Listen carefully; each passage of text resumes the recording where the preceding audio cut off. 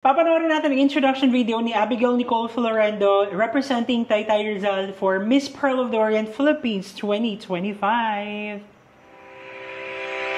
Mabuhay, pangganda at bansayang araw.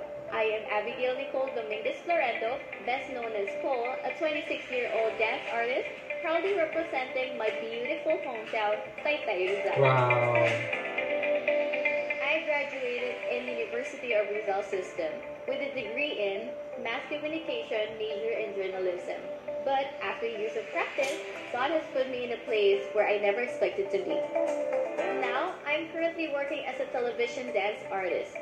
I used to think that it's impossible for me to be a known dancer. Being an artist is not a walk in the park, but with the help of my family and friends who showers me with love and support, they made it feel so easy to walk through. I am a firm believer that God will never plant a seed in your heart that He will not grant. That's why I am here, walking in sunshine and filled with love. I am Abigail Nicole Dominguez Florendo, Taytay Rizal.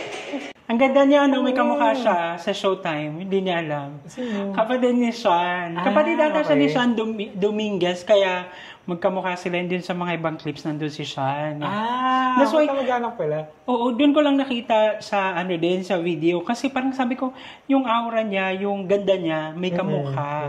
Pero it's very refreshing, di ba? Ang sarap pakinggan ng boses niya actually. Very, alam mo yun, calming, very friendly, yet may personality. Ang ko lang din, yung aura niya din, mukha siyang, it's giving me a Nicole Cordoves vibe, yung kanyang aura. So, yung very pageantera queen na talaga yung aura niya. Kaabang-abang talaga yung mga candidates ng Miss Pearl of the Orient Philippines this year, and isa na dito itong si Cole.